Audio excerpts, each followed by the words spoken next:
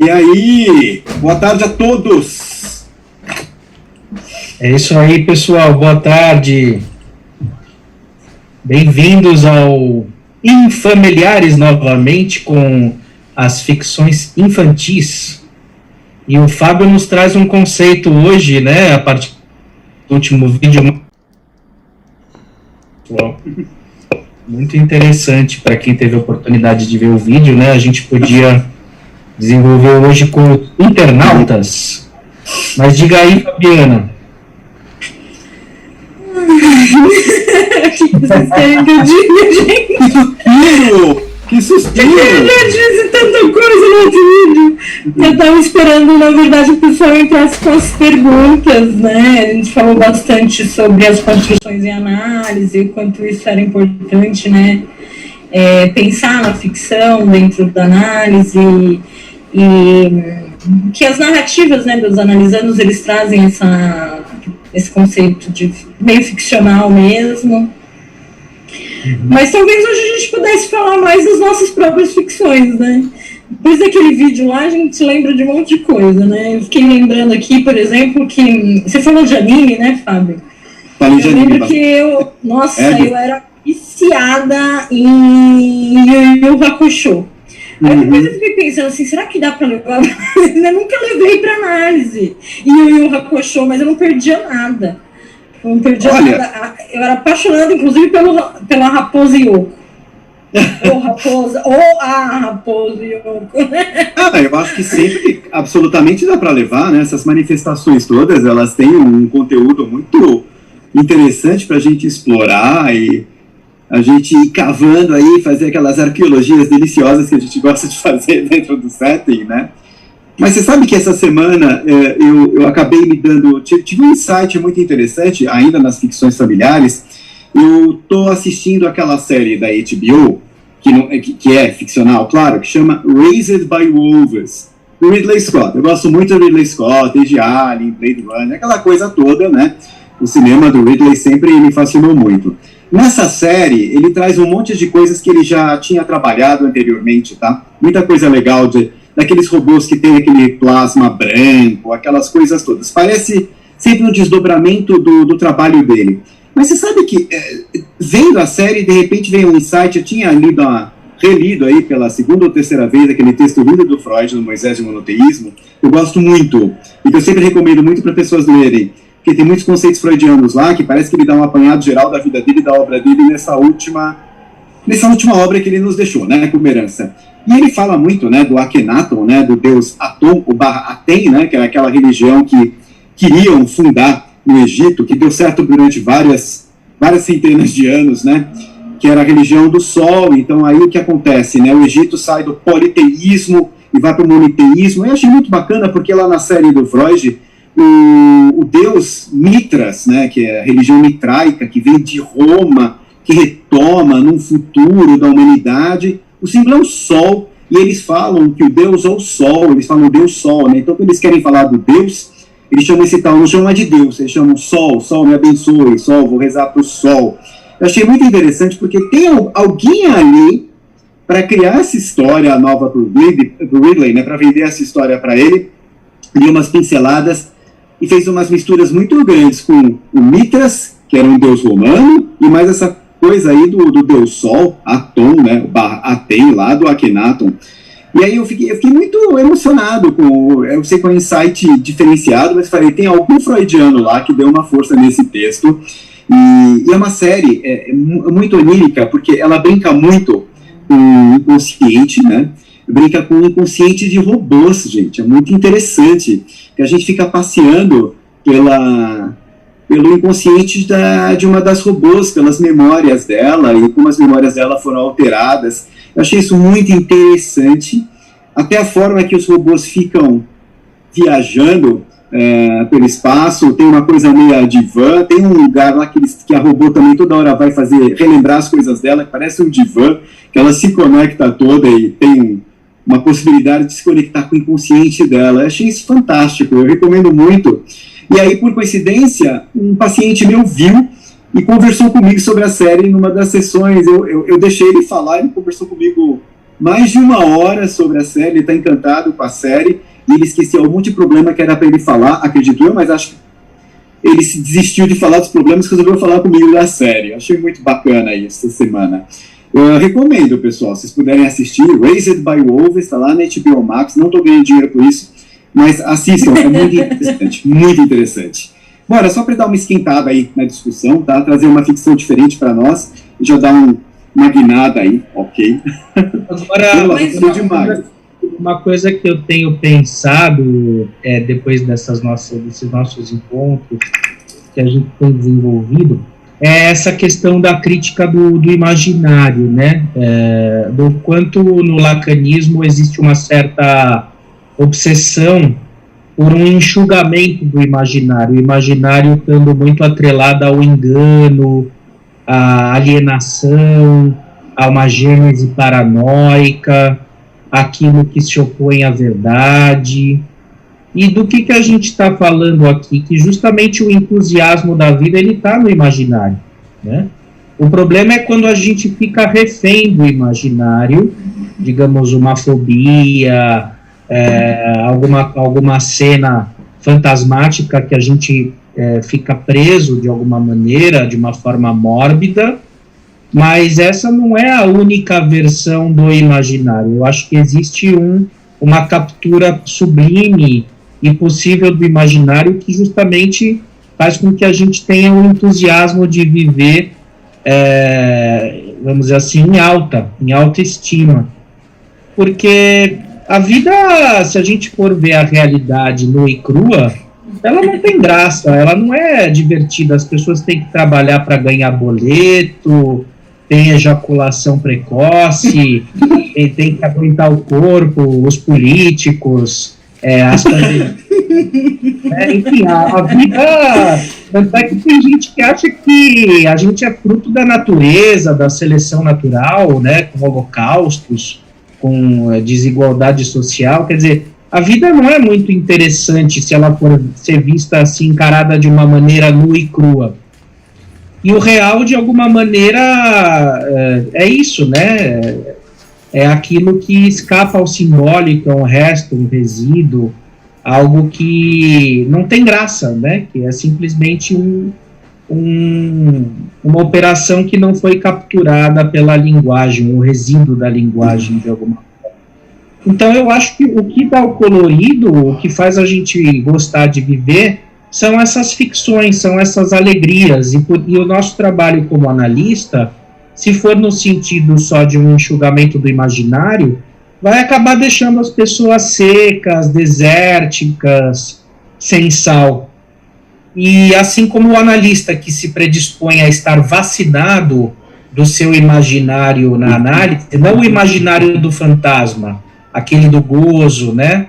O ideológico e tal, mas esse imaginário pulsional, infantil, vivo, né, que pode servir como motor da análise. Por que o analista deveria abrir mão disso em nome de um ideal de asepsia, de pureza, de neutralidade? Na verdade, essas coisas, elas acabam minando a possibilidade de um crescimento subjetivo do paciente, mas também do analista, porque, afinal de contas, as pessoas estão em análise, o analista quer ser analista por conta de alguma coisa, né, que ele atravessa, né? Agora, por uma necessidade de fazer com que cada um toque o seu vazio, eu não sei o quanto isso é muito humano. Eu acho que é humano na medida em que a gente fica muito seco, muito sem tempero. O que vocês acham? Olha, Daniel, você falando agora, isso me remete até à situação que a gente vive ultimamente, com a queda da utopia, né? Se discute muito isso no campo da sociologia, inclusive, que nós tivemos uma queda, né? As nossas utopias, elas entraram em declínio e hoje a gente vive o quê? Essa vida o quê? Sem o imaginário, porque utopia era isso, né? Era imaginar uma possibilidade de algo que fosse melhor. e aqui o Eduardo Galeano, né, se não me engano, ele diz que a utopia não é nem para ser atingida, né, mas ela tem que existir porque ela nos mantém caminhando, né. E eu acho que exatamente isso que a gente está vivendo agora é esse enxugamento do imaginário. Acho que nós fizemos isso mesmo, nós fizemos o enxugamento do imaginário. É assim, ó, tudo é ciência, tudo tem que explicar, tudo tem que entrar no concreto, sei lá, né, tem que ter uma justificativa lógica. Dinheiro, gente, ganhar dinheiro, né? Exatamente. Esses dias aí eu tenho uma paciente que ela é das artes cênicas e normalmente o trabalho que ela faz não dá dinheiro, gente. Mas ela continua fazendo e as pessoas falam para ela assim, mas por que você faz isso? Você não vai ganhar nada, né? Inclusive, às vezes ela até gasta, né?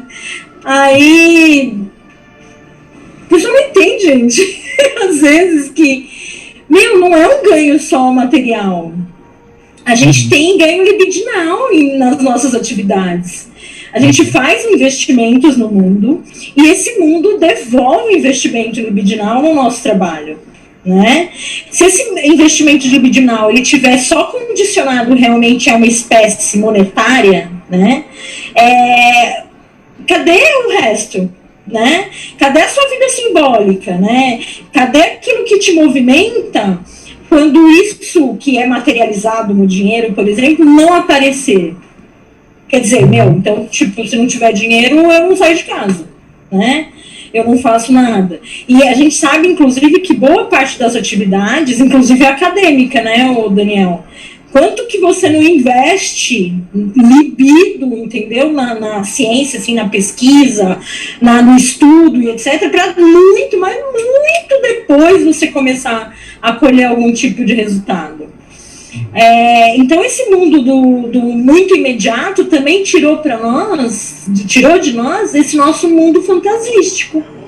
Né? Então, sempre que o que eu vejo e observo muito nos discursos é assim, que se a pessoa estiver se divertindo com essa vida ficcional mesmo, né? Que às vezes está no jogar um videogame, não ler uma revistinha, né? Não contar uma história, enfim, ela se sente culpada porque tempo é dinheiro, ela devia estar fazendo alguma coisa que é o que a sociedade quer que ela faça.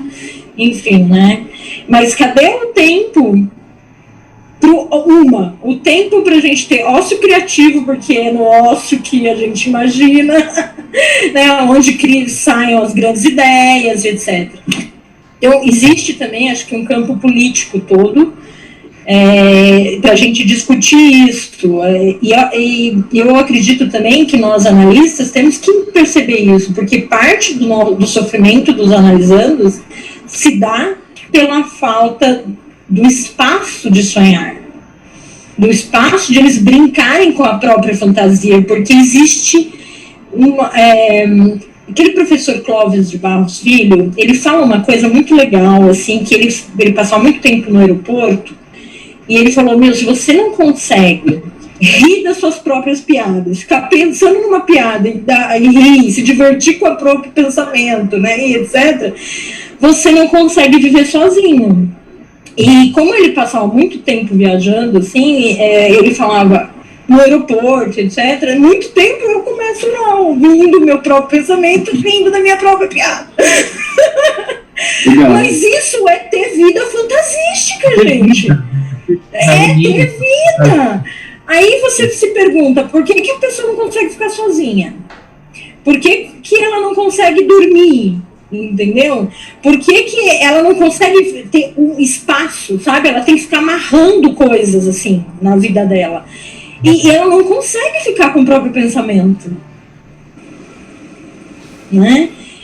Então, daí entra no que o Daniel falou, por exemplo, de nós temos, sim, uma parte desse pensamento que ele pode estar patológico.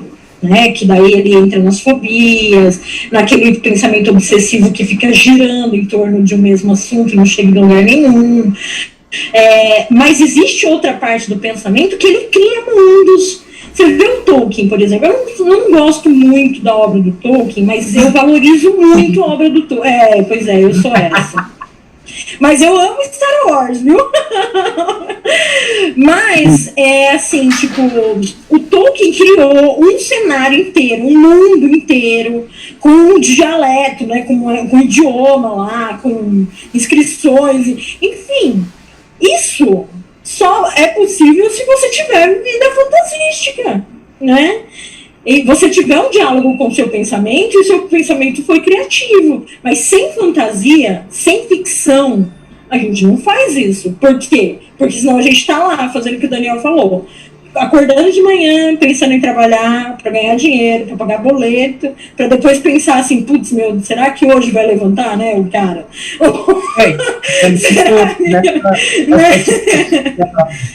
Nessa situação da pandemia, eu tenho amigos que estão deprimidos, melancolizados em casa, e que justamente não conseguem ver o lado colorido da vida, né? Justamente porque tem um murchamento, né? Um esvaziamento do imaginário.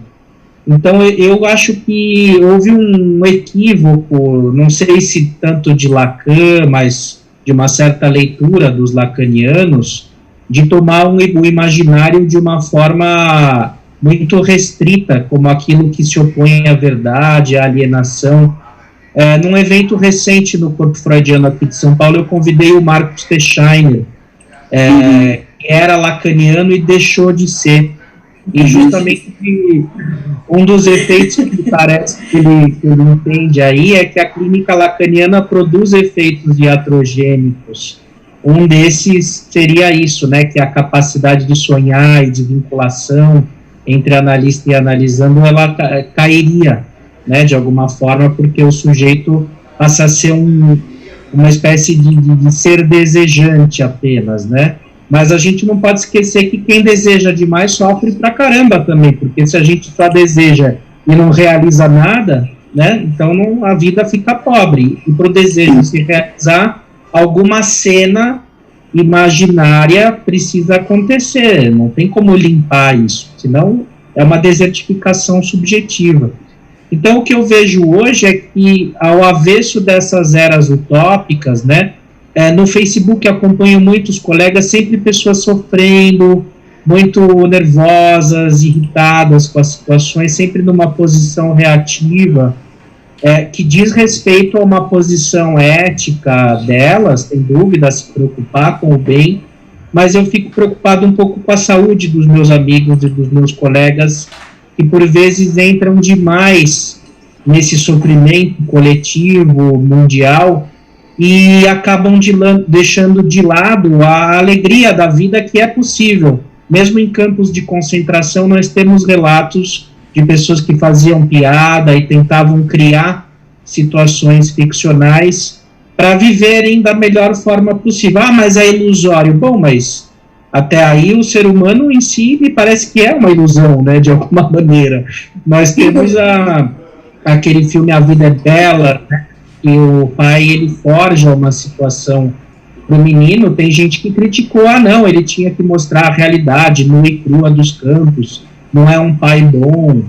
Mas enfim, para uma criança, por que não? Por que o menino teria que entrar em sofrimento por ver a morte na frente dele? Então, acho que essas são questões para a gente pensar, que dizem respeito à psicanálise, à forma como a psicanálise é transmitida, a psicanálise na polis hoje. Será que ela pode ser uma militância? Será que ela pode não ser? Em que medida a gente está deixando de lado a nossa saúde como analistas, a nossa saúde pessoal, e perdendo um laço com a arte que é fundamental ao eleger o academicismo e o intelectualismo como uma espécie de rebuscamento reativo frente às agruras do mundo. Me parece que é importante, mas não pode ser a última via, né, o único caminho, senão a gente acaba ficando desertificado e massificado. Mas você ia falar alguma coisa, Fabinho, o que você tem pensado? Não, é que na hora que você falou de Primo Levi, quer dizer, você falou do Holocausto, eu lembrei na hora de Primo Levi, porque naquele livro lá, Isto é um Homem dele, né, que é uma das obras principais dele, eu já li muita coisa dele, porque eu gosto muito da forma que ele ele articula a palavra em si, né? Nesse livro, assim, apesar da seriedade e da densidade da escrita dele, em muitos momentos você encontra alguns elementos um pouco cômicos diante da tragédia que é estar com a possibilidade de aniquilação à sua frente, vendo pessoas serem aniquiladas e, de repente, acostumar a ver o outro sofrer e morrer, né? E ele acaba descrevendo alguns personagens. Aliás, não são personagens, são pessoas que parecem que existiram mesmo, sempre de uma forma muito caricata, né? Tem lá um húngaro que é extremamente forte e baixinho, que carrega sacos e sacos e sacos, acho, de pedras, de uma forma que todos os capos nazistas riem, acham engraçado a força do cara. Parece que esse rapaz sobreviveu também, né? Acho que ele não morre. Mas tem outras pessoas nas quais ele não permitiu que a identidade delas virasse vapor. Então elas estão lá no livro, elas realmente existiram. De certa forma, quando ele escreveu tudo isso, diante do sofrimento dele, ele coloca para fora e ele registra na nossa carne o que ele viu. Isso é muito interessante também. E eu falo dele porque é um cara que usou a escrita simplesmente para vomitar tudo o que ele passou, simplesmente para botar para fora e deixar um legado fantasmagórico sobre isso, mas muito precioso. Uma realidade nua e crua. Tem imaginário? Tem, muito imaginário. Mas tem muita realidade ali também. Tem muita simbologia, tem muito real que escapa e não dá para simbolizar? Absolutamente sim. Mas ele faleceu e ele levou esse real com ele, né? Essa simbolização, que não simboliza, desculpa, ele levou com ele, acredito eu, né? Mas aí para a Fabi, falando do Star Wars, esse ano também a gente tem Duna, né? Que eu adoro, Frank Herbert, tudo. E aí, falando sobre a simbolização e falando sobre a interpretação imaginária, começou aí no Facebook um monte de gente xingando o Denis Villeneuve, falando que ele está fazendo o mesmo filme de 1984 do David Lynch. O cara não está fazendo o mesmo filme, o cara está se baseando numa obra, está se baseando num livro. Ele está fazendo, dessa vez, um filme um pouco mais fiel ao livro, né? Ele está com a tecnologia que a gente tem hoje e com o barateamento da computação gráfica e do próprio cinema, ele está conseguindo fazer uma obra mais fiel, né? Tanto é que ele vai fazer em 2 filmes, vai ter um agora, e daqui a 3 ou 4 anos vai ter o segundo, tipo Senhor dos Anéis, não é uma trilogia, vão ser 2 filmes, mas se bobear vai virar 3. E nem aquele Harry Potter lá, um deles que virou 2. Todo mundo ficou super bravinho, eu também, que a gente teve que ver 2 filmes, acho que foi o último que virou 2 filmes, eu não tenho certeza agora, né? Eu era especialista em Potter, mas agora já foi, né? Meu imaginário de Potter está esgotando, não cabe tanta lembrança potteriana assim aqui. Mas isso aqui é interessante, as pessoas estão bravas e feridas e machucadas. Aí o Alejandro Jodorowsky surge falando que o primeiro Duna, que é o que ele queria ter feito nos anos 70, era o Duna definitivo, era um filme que não dava para fazer, era um filme impossível de fazer. Tem um documentário maravilhoso que mexe com o imaginário de todos os diretores também. O Denis Villeneuve viu. E até por isso que a trilha sonora do trailer do filme é Eclipse do Pink Floyd. Era uma música que o Jodorowsky estava pensando em usar para o filme, algo assim, e o Villeneuve foi lá, pescou e colocou uma versão lindíssima do Hans Zimmer dentro do trailer. E aí mexeu com o imaginário de todo mundo, porque ninguém aguenta mais, todo mundo quer ver o filme agora. Então, inclusive eu, né, que gosto muito de cinema, gosto de arte e tudo, que mexe muito com o imaginário. E o mais legal é que eu fico postando essas coisas nas redes sociais e eu tenho alguns pacientes que estão nas minhas redes, né, que vieram, inclusive, das minhas redes, que já foram pessoas que me conheciam antes, enfim. E eles sempre falam, ai meu Deus, eu já estou gostando desse Duna por sua culpa, porque isso está me deixando uma espécie de um foco para ver alguma coisa no final do ano, nem que seja dentro do computador, né? A pessoa acaba tendo uma espécie de estímulo pulsional para ela gozar um pouco comigo, né? É um gozo compartilhado, para que ela se sinta um pouco... uma futura vertente criativa está aí na frente dela, entendeu? Olha o cinema, olha a literatura, olha o teatro, olha como preenche as nossas vidas quando a gente permite que essas possibilidades de criação de outros artistas, de outros escritores cheguem até nós. Então, assim, é uma delícia a gente poder ver que o meu imaginário, que às vezes eu jogo em algum lugar, promove o interesse de um paciente ou de outras pessoas, mas principalmente paciente, que na verdade eu sou psicanalista, então o que me interessa é o bem-estar do paciente. E se ele começa a me dar um feedback bacana aí sobre as coisas legais que estão acontecendo com ele em relação à arte, alguma dica, um filme, Raised by Wolves, que eu falei no começo da conversa, eu falo, caramba, olha, que interessante, né? Ele está se movimentando para gostar de novas coisas, ficar mais curioso. E lhe digo mais, muitos deles vêm secos, escassos de curiosidade às vezes. E essa escassez é aprendida na infância, tá? Cabe a nós psicanalistas ajudá-los a reerguer essa vontade de ser curioso, buscar o Thanos aqui, ó. Aliás, não, tá aqui, o Thanos tá aqui. Buscar dentro de super-heróis ou não, romance, literatura, música, como não? Não sei, você quer aprender algum instrumento agora, depois dos 50 anos? Por que não? O que te impede, cara? Você quer ser o Indiana Jones? Você quer ser arqueólogo? Alguma coisa te impede de estudar, ver filmes sobre arqueologia? O que pode te preencher mais? O que pode te trazer uma movimentação um pouquinho diferenciada do lugar que você está? Se desloca, cara. Eu acho que vale a pena. Preenche muito a vida da gente. E se ele não aprendeu a exercitar o imaginário, botar o imaginário para fora quando é criança, vamos lá, vamos tentar. Vamos tentar ver se isso te estimula. Se isso muda você para uma posição um pouco mais colorida na vida, né? É isso que eu queria falar. Talvez a gente possa dizer, eu pensei agora, que a fantasia, esse fantasma humano inconsciente, no fundo é uma ficção que não deu certo. O que é uma ficção que não deu certo, né? É aquela em que a gente não consegue dialetizar, não consegue sair dela a ponto de brincar e criar com ela. Então, o que a gente está colocando aqui em questão das ficções infantis, sejam as do analista, as da análise, as dos pacientes, é na medida em que a gente pode fazer cair essa cristalização dessa fantasia ou dessa ficção que não deu certo, que é aquela inconsciente, que está atrelada a um gozo mórbido, patológico, tanatológico, para transformar isso em impulsão de vida, em ato criativo. Mas não matar isso, não assassinar essa fantasia ou essa ficção, porque é isso que nos dá força de vida.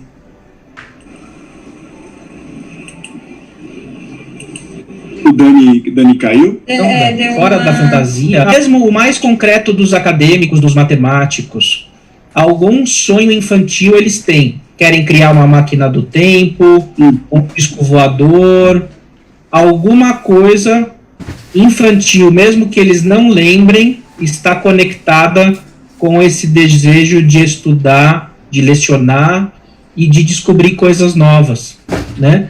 Então, me parece que é inevitável que a gente se debruce sobre isso, né? Você falando isso, eu me lembrei de um episódio de Grey's Anatomy. Eu adoro Grey's Anatomy, viu, gente? Faz 16 anos que eu assisto. E tem um episódio que eu achei tão interessante, porque aparece um menininho que é transplantado e ele precisa fazer de novo o transplante de coração, porque o coração não cresceu o suficiente, enfim, né? Mas a mãe dele, por exemplo, acredita em Papai Noel e em Deus, e etc. E o menino não. Tá, tudo bem. Mas ela tenta, sabe, colocar aquela coisa pra ele, né? Então enche o quarto dele de árvore de Natal, não sei o quê, traz um padre para falar com ele, né? E o menino não quer saber daquilo e ele também não quer mais o coração porque ele sabe a verdade. Ele sabe que uma criança teve que morrer para ele receber esse coração, né? Mas ao invés de falar isso, a mãe fala assim: não, é Deus que está te dando um coração, né? E daí a médica que atende ele, ela é ateia. E ela chega lá para ele e fala assim... Ela fala real para ele, né? Que realmente o coração vem de outra pessoa, que, né, essa pessoa teve que morrer. E que ele não precisa, né, tipo, acreditar em nada, né? Mas que ele morrer não é uma vingança boa. Né? Tipo, se você tá bravo com a sua mãe ou com Deus ou com o que for, morrer não é uma vingança boa. Você tem que crescer e se transformar em médico, inventar um jeito de a gente fazer transplante sem que outra pessoa precise morrer. E o menino começa a melhorar, né? Mas aí você fala assim, é ficção, mas não é, gente. É assim que dá análise, de repente. sabe? Com um discurso que casa também com a própria ficção da pessoa. Porque não adianta eu contar uma história para uma criança ou para um adulto que não vai casar com o sistema de crenças dela ou que não se ligue a nenhum material dela, né? A gente tem que criar alguma coisa junto ali que faça um sentido e que entre nesse campo simbólico dela, né? E que ela possa, através daquilo dela, ela possa fazer alguma coisa. Que ela possa dar uma nova narrativa. Mesmo que seja um entusiasmo, né? Não, e até mesmo assim, que ela falou assim, essa não é uma boa vingança, se você quiser ter uma boa vingança, então vai fazer medicina. Mas então, o Fábio fez uma live sobre a vingança movimenta muito. Opa! Né? Olha o Thanos aqui. Acho que é o Thanos. Eu acho que o Thanos, né? Olha, eu não quero falar nada, porque eu acho que o Thanos tem razão. Ele me convenceu de algumas coisas. Gente, alguém aqui lembra do Spectrum-Man? Spectrum-Man tinha os inimigos do Spectrum-Man eram os venusianos, lá, os incas venusianos, não é? Gente, era maravilhoso. Eles queriam destruir, na verdade, a gente, os humanos, porque nós estávamos ferrando com o universo inteiro. Eles tinham... O errado era o Spectrum-Man. Avatar é assim também. Avatar é assim.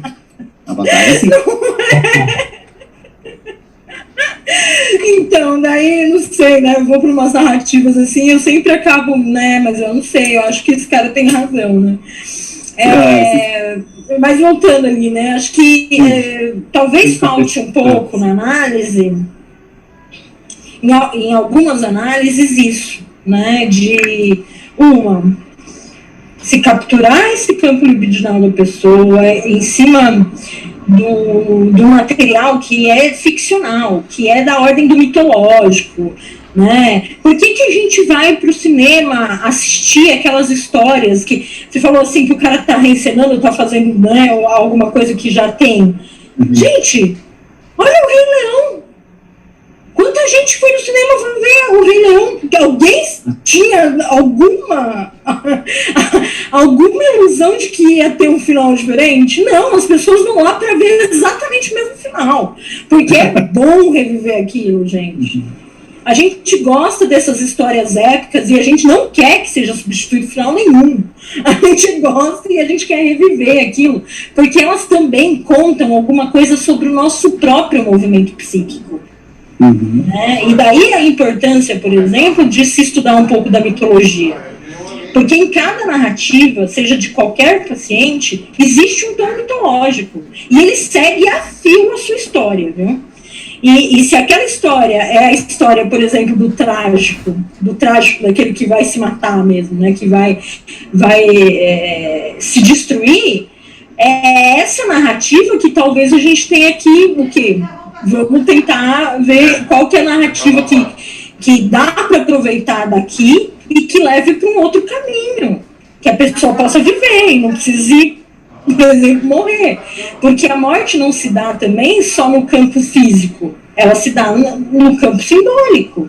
Você também falou sobre isso, né, Fábio, esses dias aí. Se dá no campo simbólico, a morte pode ser social, a morte pode ser não física, a pessoa está vivendo, mas ela está vivendo de verdade? Que são aquele caso dos hikikomoris, desculpa, Danilo. Pode falar.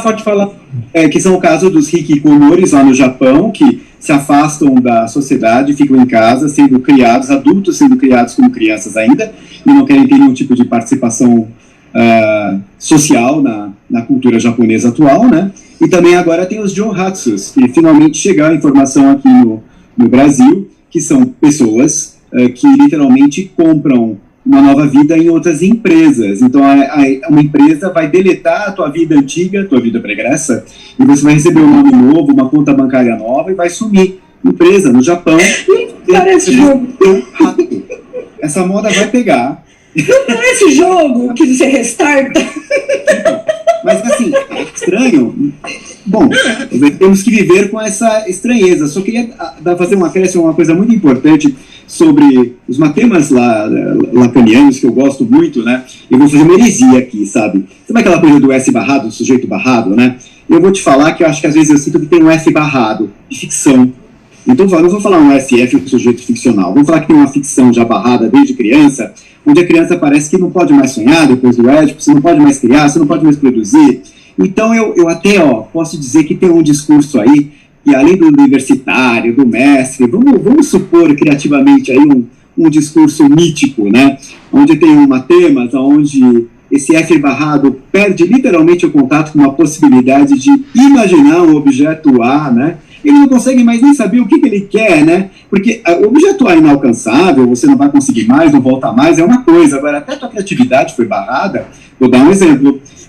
Um grande amigo meu, antes da pandemia, me convida para um almoço. É um exemplo rápido, tá? Mas uma história bonitinha.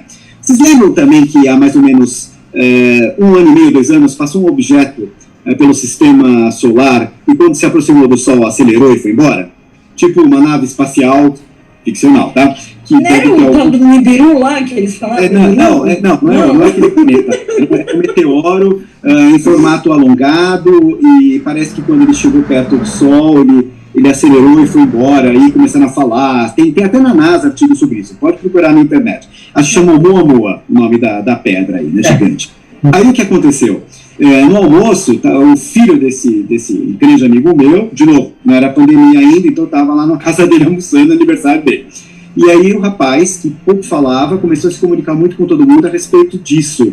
E ele começou a colecionar artigos, imprimia coisa na internet, ficava o dia inteiro lendo. Menino de 8 anos, pegando artigo em inglês, traduzindo, super interessado, porque ele estava interessado no ficcional da coisa, tá? No imaginário mesmo, tipo, é uma nave extraterrestre, tinha muita gente escrevendo muitas coisas interessantes sobre aquilo. Eu não sei o que era, me parece que era só uma pedra mesmo, não sei, tá? Não vou entrar nesse âmbito aí da análise. Era pedra ou era aerolito? Então, é gigantesco, pelo tamanho que vira, era uma coisa enorme. E aí, realmente, quando passou perto do Sol, ela acelera e muda de direção. E o bacana é isso, né? Acelerar e mudar de direção. É isso que mexeu com o imaginário de muita gente. Bem interessante. Oi? Uma nave. Então, aí os pais dele ficaram extremamente aflitos porque acharam que ele estava literalmente psicotizando. Eu falei, não, Fábio, você é psicanalista, ajuda ele. Eu falei, não precisa ajudar. O rapaz está interessado por astronomia, deixa ele seguir aí o interesse dele. Pode ser uma profissão, pode ser um hobby, pode ser tantas coisas. Isso vai se transformar em muitas coisas, ou em nada também.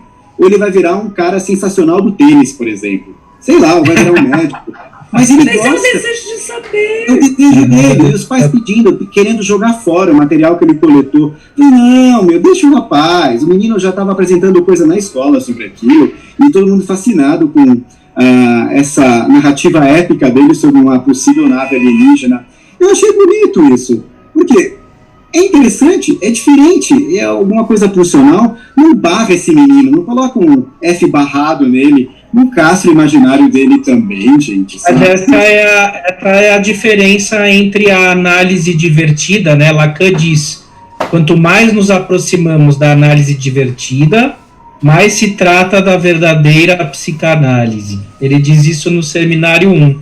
E me parece que essas psicanálises amargas, secas, melancólicas, analistas desafetados, frios, estão próximos o quê? De uma descrença no imaginário, no sentido do imaginário como trazendo um colorido, como trazendo a pulsão em voga, para que a gente possa fazer alguma coisa com ela. Por que alguém vai ser psicanalista, né? Porque alguém acredita que a psicanálise possa melhorar a vida das pessoas. Mas isso é imaginário, melhorar como, né?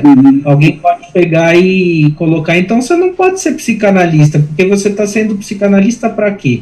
Né? Se não é para ajudar as pessoas de uma certa maneira, elas se desvencilharem um tanto das suas fixações, dos seus modos de gozo repetitivos, né? Então tem uma ideia de bem aí, né? Por isso que nós estamos fazendo esse movimento aqui com o grupo dos Infamiliares, onde todos são convidados, mandem suas questões, O nosso camarada Molinova entrou no ar agora, que lisonja pelas barbas do profeta agora, ele poderia estar com a gente de alguma outra maneira, mas ele está presente aqui de coração. E é isso, né, pessoal? A gente precisa resgatar a alegria de viver. E eu acho que pensar demais é um saco, pensar demais paralisa. Eu acho que a gente precisa viver a vida de uma forma mais intensa, mais verdadeira, mais energética, né?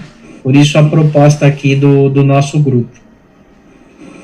Eu concordo, desde daí foi uma das minhas principais motivações, até porque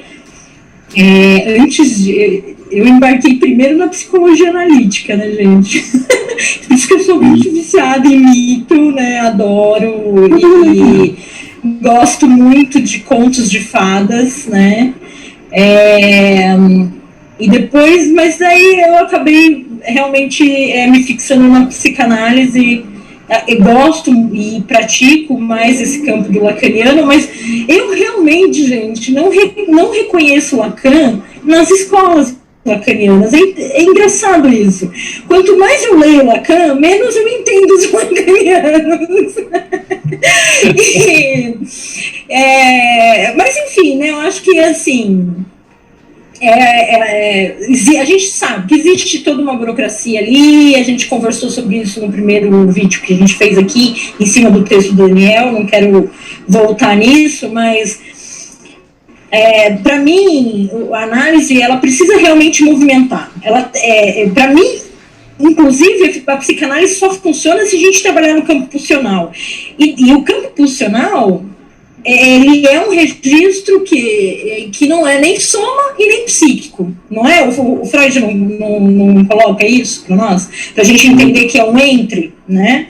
A psicanálise, para mim, ela não pode ser explicada se a gente não trabalhar com a ideia da arte, né? Ela só faz sentido se eu juntar a ciência e a arte. Então, ela é algo que está entre as duas coisas, né? Só a ciência não basta, e só a arte também não preenche. Eu preciso da ciência, sim, mas ela me escapa se eu entrar só nesse pensamento científico. E a arte, ela tem muita possibilidade de intervenção, né? Ela me dá muita possibilidade de intervenção. Uma das coisas que eu fui fazer foi especialização em arte-terapia, porque eu vejo isso acontecer.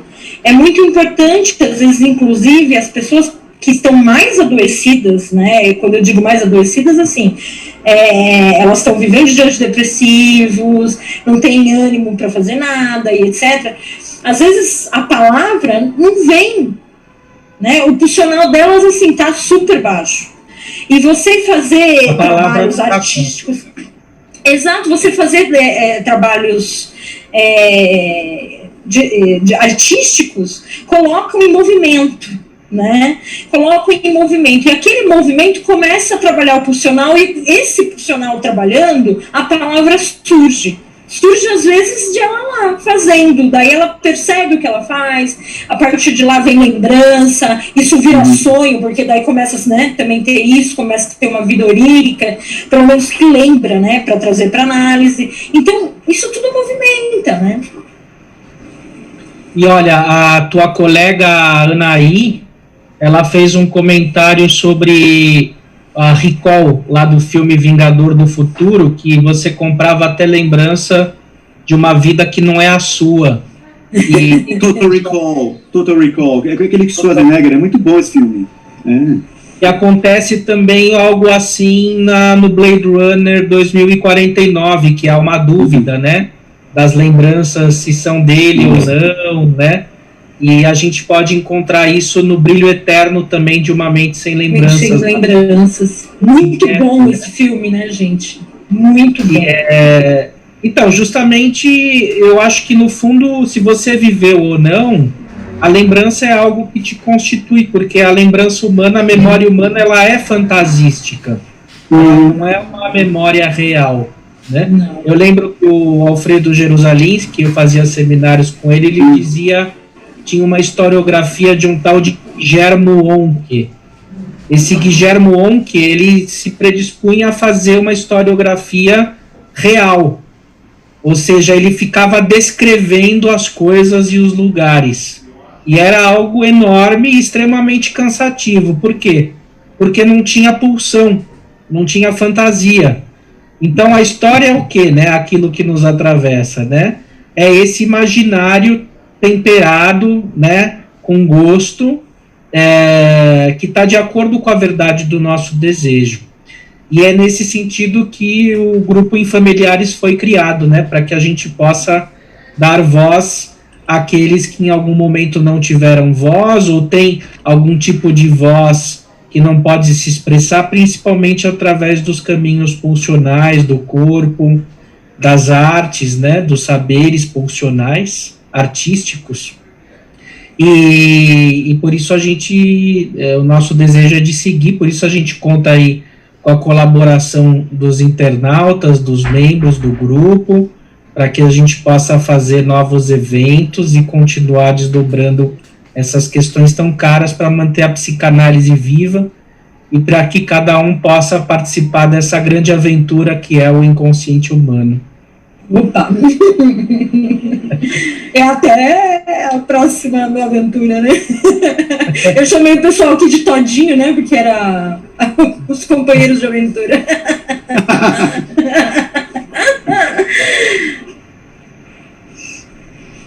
Nescau, psicanálise é como Nescau, uma energia que dá gosto. Uma energia que dá gosto. Muito boa, né? Muito boa mesmo. Nome de livro, né? Bom, pessoal, hoje nós tivemos uma plateia mais assim de pessoas que estavam com poucos comentários, nenhuma questão assim direta, né? Talvez a gente possa repensar aí os próximos encontros, o formato, enfim. A gente tem feito vídeos longos, né? Tem o vídeo, depois tem a live, né? Enfim. Mas, de qualquer forma, fica gravado e a gente pode receber e pensar em diálogos também por e-mail ou através dos posts lá no grupo, né? Nós temos o nosso e-mail de contato, familiares@gmail.com, e o nosso canal do YouTube. Aproveitem aí para compartilhar nossos vídeos, se inscreverem no canal, darem um like, e vai dar uma força aí para a gente continuar junto com vocês. Todo mundo aqui está convidado para participar e sugerir temas.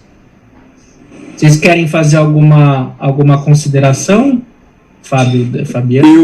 Uma última aí, eu tenho lido muito Bion, ultimamente, eu tenho curtido muito ler Bion, eu recomendo. As matrizes míticas de Bion são bem interessantes. Ele mexe muito com a clínica, tá? E Bolas, Christopher Bolas também, eu aconselho. Busquem textos do Bolas, leiam, principalmente o Bolas, que ainda está vivo, né? Clínica contemporânea, eu acho que vale a pena. Tem os movimentos criativos muito interessantes nesses textos. Aproveitem, pessoal.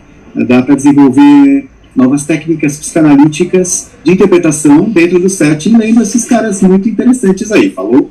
Eu voltei pro clássico, viu, gente? Fui lá no Otto Rank. Porque agora eu estou muito fortemente ligada em falar dos mitos, né? E ele é um que vai falar sobre o nascimento do herói, né? Então é isso aí, obrigado, pessoal. Até a próxima, gente. Valeu, então já vamos fazer o spoilerzinho.